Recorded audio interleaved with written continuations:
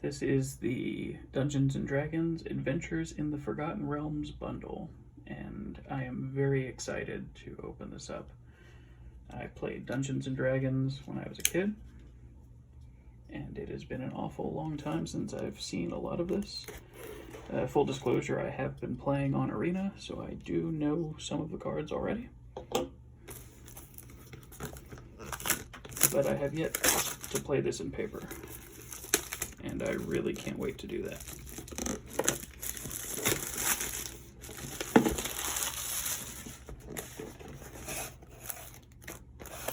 Got our standard box that comes with all of them. Get to those in a second. We have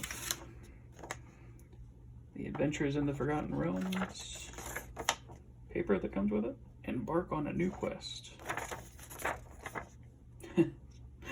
That's a beholder and a goldfish. Don't know how those two go together. Alrighty, so in this package here, let's move this. Actually, let's take a look at the picture in the middle of this, because sometimes these are good.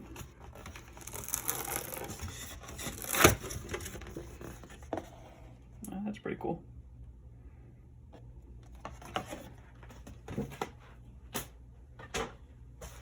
Alrighty, so here we have, these are the dungeon cards. They're a new mechanic in the set. I've had some pretty cool experiences with them. Online, that is. Just a quick look at them. Basically, you'll have a card that says venture into the dungeon, and it allows you to move each time you play a card that says that, or repeat a card that has that on it. You move from one part of the dungeon to the next until you finish it. And then there's usually a cool reward for finishing it, like draw a card, create a 4/4 legendary black god horror creature with death touch, and draw 3 cards, reveal them. You may cast one of them without paying its mana cost. So, decent things for finishing the dungeons. I like the mechanic. I've had a lot of success with it online, and I can't wait to torture some people in person with it. I think it's going to be fun. We have a beautiful orange die. Really like that. It's a dragon head on there. Yeah, maybe. Yep, I think it's like that. Yep, dragon.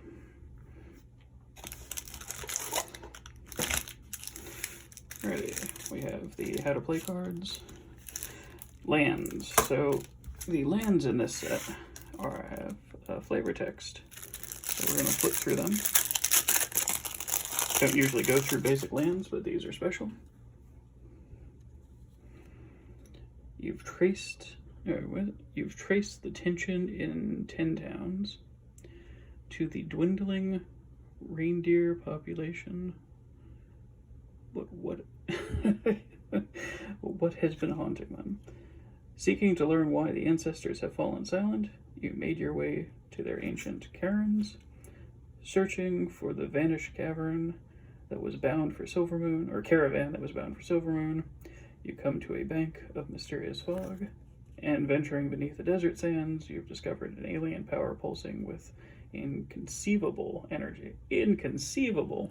So, these are fun, and I'm not going to read them all, but definitely fun cards. I will be putting these in my decks just to have some flavor added to them.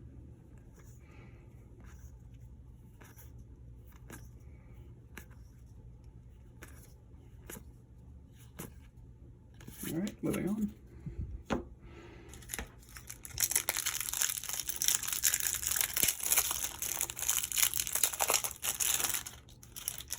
So this is the special card that comes with all of them, and it's the treasure chest. Sacrifice treasure chest, roll a d20. So now there's a rolling mechanic in these as well, which is really cool. You get to actually roll dice for the effects on the cards, and these are the foil versions of those same lands we just saw.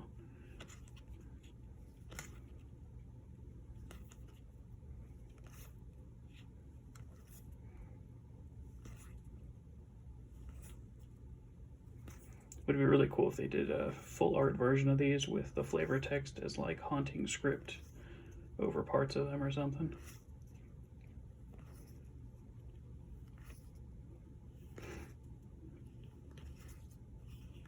Yep, definitely really pretty looking. And only slight bend to them, it looks like. That's not bad at all. A couple of sets back was pretty bad. Alrighty, let's get to it then.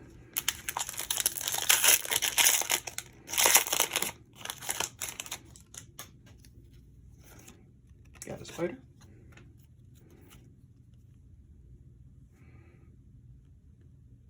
Nice looking angel. Eye of the Beholder. It's such a classic saying. Loyalty. Mordenkainen. Yeah, Mordenkainen was a pretty powerful mage, if I recall. Priest of Ancient Lore. Don't recognize it. All kinds of beholders in this, which is awesome because beholders were kind of the mainstay of creature that everyone was like, ooh, look, a beholder. Like every adventure, someone put a beholder of some sort in there. These are also the new, they used to have saga cards, and I guess these are adventure, or what are these called? I don't know exactly, but basically, the first cast puts it in for the first one, and then you level them up by paying whatever extra is on the card. And they're usually pretty good so far. Hive of the Eye Tyrant. That's cool. And we got land. Hive of the Eye Tyrant. If you control 2 or more other lands, comes into play tapped. Till end of turn, turn Hive of the Eye Tyrant into a beholder. Nice. You can turn it into a beholder.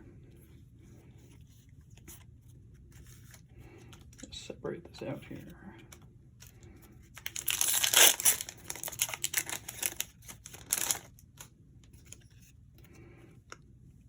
Alrighty, Thieves' Tools, Plummet, it's a reprint. Should be all kinds of different creatures in here as well. Minimus Containment, that's pretty cool. Oh, here's the special, these are the new showcase cards, so they're like in a, I don't even know what to call that exactly. I'm sure they already have a word for it somewhere, but that's what the new showcase are looking like.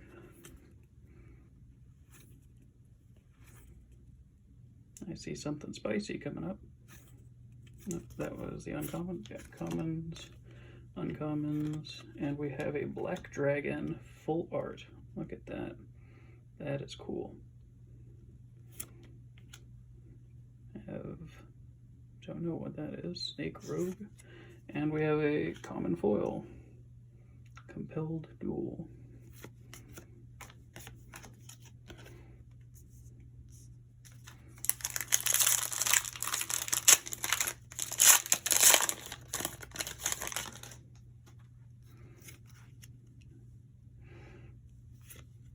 Continuing on, find a path. Lots of dragon cards in this, which is also very nice.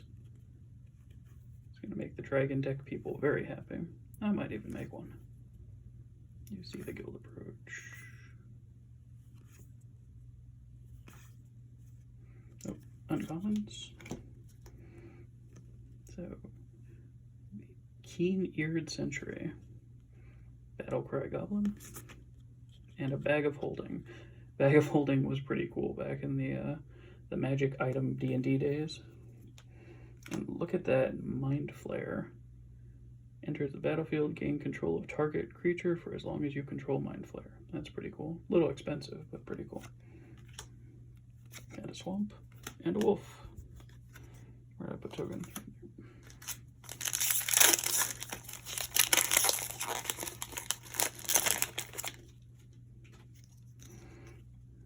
Alrighty, Hill Giant. No idea. Oh, here's one of the roll a die ones. Enters the battlefield, choose target creature an opponent controls, then roll a d20. 1 through 9, tap that creature. 10 through 20, tap that creature. It doesn't untap until the following untap step. That's pretty neat. I do like the rolling dice mechanic. Kick in the door. funny. Oh, I thought that said adorable Pegasus for a second. No, Arborea Pegasus. You're ambushed on the road. Yeah, we saw that one already. Old Hunter, and on to the uncommons. We have a Rust Monster. Demogorgon's Clutches. Is that faded? Or is that just really dark? I can't tell. And then we have a Loyal Warhound. Look at that. That's cool. And a small dungeon. The miniature version, in case you don't want the big one.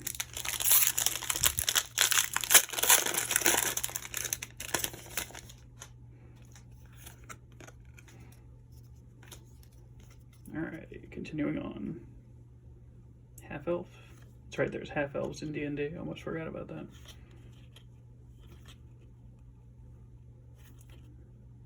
Polymorph again. Celestial Unicorn. Cool. We have another special treatment. Showcase, I guess you would call it. Clattering Skeleton. And Wizard class. I don't know if I'm too big a fan of the way those are presented. And we have an Illithid. So that was another. They're usually mind-sucking or brain-taking creatures, the Illithids. When control becomes blocked, you may return it to its owner's hand. Whenever one or more creatures you control deals combat damage to a player, draw a card. I don't know, seems pretty good. I haven't seen it used yet, though. And a Foil Hoarding Ogre.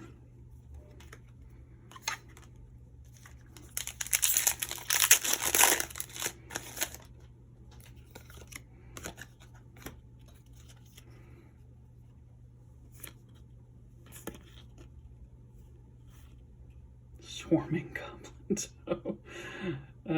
Look at that. Another roll the die card. Create 1, 2, or 3 goblins. A little expensive for that, though.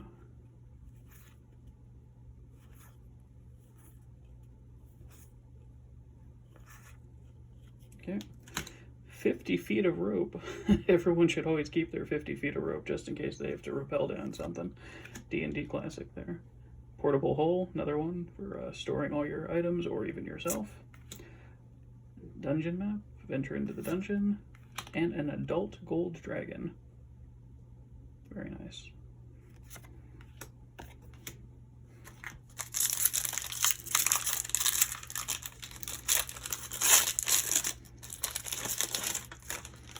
There are named dragons in D&D, but there were a lot of just dragons you would run into. So you have red, black, blue, white, green. So I know I think we saw a black one earlier. That was the, wasn't that the one that was in full art?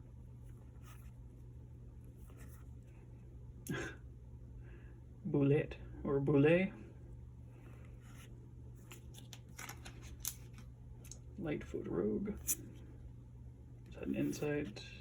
Plate armor, every warrior's favorite. And we have the Hobgoblin Bandit Lord. Wow, okay, so this is an amazing card just on the face of it for a goblin deck. Other goblins you control get +1/+1, which is good, but the second ability, Bandit Lord deals damage equal to the number of goblins that entered the battlefield under your control this turn. There are some cards, Grenko and a few others, that pump out goblins at an alarming rate, so that's pretty good right there. And we got a Devil token. I wouldn't be surprised if that Bandit Lord is worth something later on.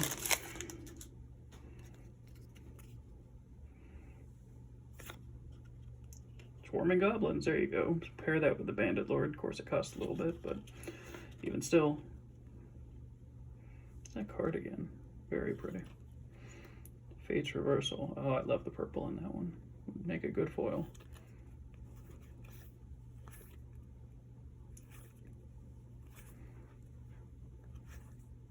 Oop, got to the uncommons.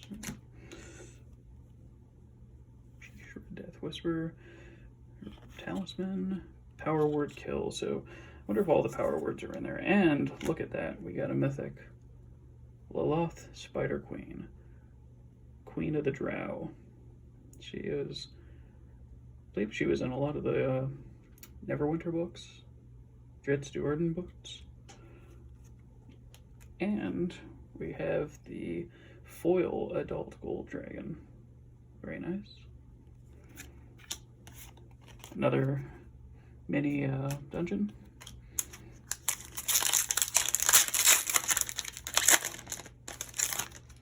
I think the Spider Queen might actually be doing pretty well in financial value as well. Scaled Herbalist, Price of Loyalty, Priest of Ancient Lore. You find the villain's lair. A lot of cards that are like that, that are just things that dungeon masters would say to the party. Barbarian Glass, Targnar Demon Fanged Knoll. That's cool. Oh, we have a Showcase Reclusive Painter. That's pretty neat. And Flumph. I don't even know. And look at this. Foil full art Ebon Death Draco Lich. That is pretty. Very cool.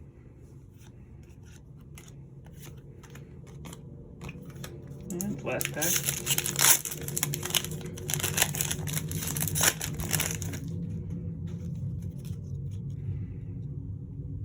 Sylvan Shepherd.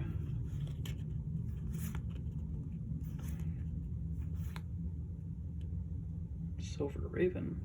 Interesting looking. Can't really see what's going on there. You find you find a cursed idol. Improvised weaponry. That poor Illithid. Alright. Lurking Roper. Dungeon Crawler. And a Devil's Chosen. We have the Westgate Regent. Vampire. Another foil. Cloister Gargoyle. Neat. And so we ended up with a lot of dungeon cards. So dungeon cards are not going to be a problem because obviously you get them with the bundle, but you also seem to get them pretty regularly in packs. So it's good to know. I think this was an excellent bundle. I mean, between these two right here, actually these three, Loth the Spider Queen, anyone that's read the books will recognize that character. And it's a pretty good planeswalker, I think. I've used it to pretty good success so far. Draco Lich. Again, very pretty. And I just think this goblin's going places. So, thank you for watching, and I'll see you next time.